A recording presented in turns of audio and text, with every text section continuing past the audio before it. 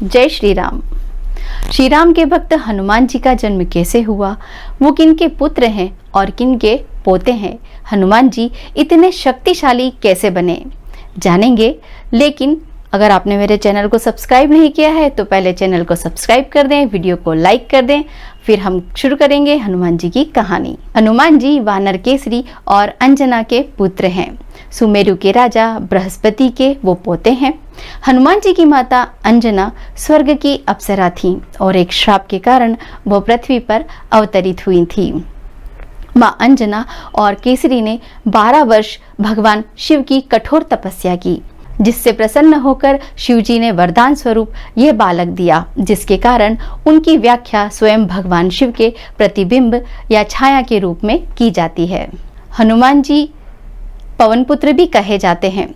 वायुदेव के पुत्र के रूप में भगवान की लोकप्रिय कहानी के कारण अंजना को पवित्र हलवा प्रदान करते हैं, जो कि राजा दशरथ के पुत्र काम यज्ञ के अनुष्ठान से उत्पन्न हुआ था। राजा दशरथ की 3 पत्नियों ने उस हलवे को ग्रहण किया और फलस्वरूप भगवान राम, लक्ष्मण, भरत और शत्रुघ्न का जन्म हुआ।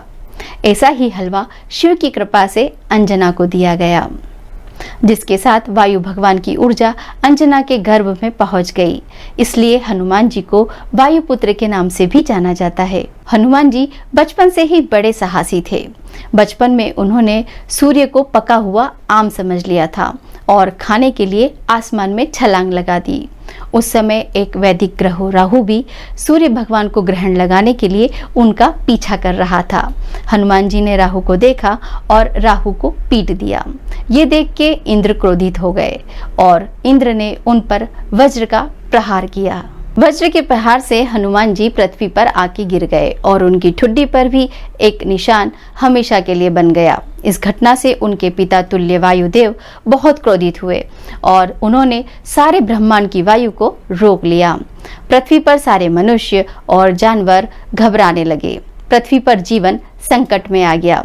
यह देख इंद्रदेव ने अपने वज्र के प्रभाव को वापस ले लिया और हनुमान जी को पुनर्जीवित किया। वायुदेव को शांत करने के लिए देवताओं ने कई वरदान हनुमान जी को दिए।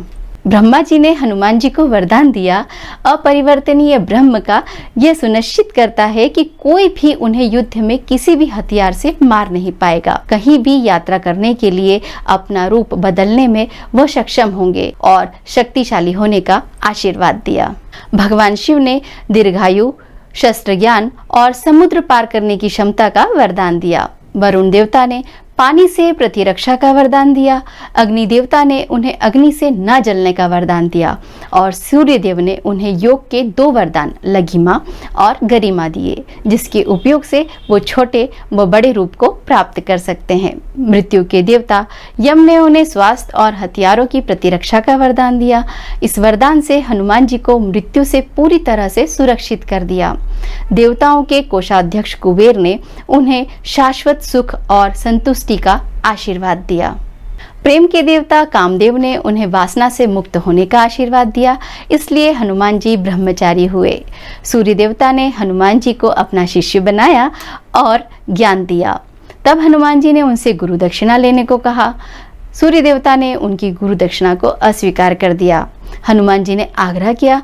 तब सूर्य देवता ने उनसे अपने आध्यात्मिक गुरु सुग्रीव को गुरु दक्षिणा के रूप में मदद करने को कहा। इसलिए हनुमान जी सुग्रीव के मंत्री बने। तो हमने जाना कि हनुमान जी इतने शक्तिशाली कैसे बने, क्योंकि उन्हें बहुत सारे देवताओं के वरदान प्राप्त थे। हम मनुष्य भी जब भी किसी संकट में फंसते हैं तो हम हनुमान जी यानी संकट मोचन को ही याद करते हैं। तो हनुमान प्रकट उत्सव की आप सभी को हार्दिक शुभकामनाएं। हनुमान जी आप सबकी रक्षा करें। जय श्री राम।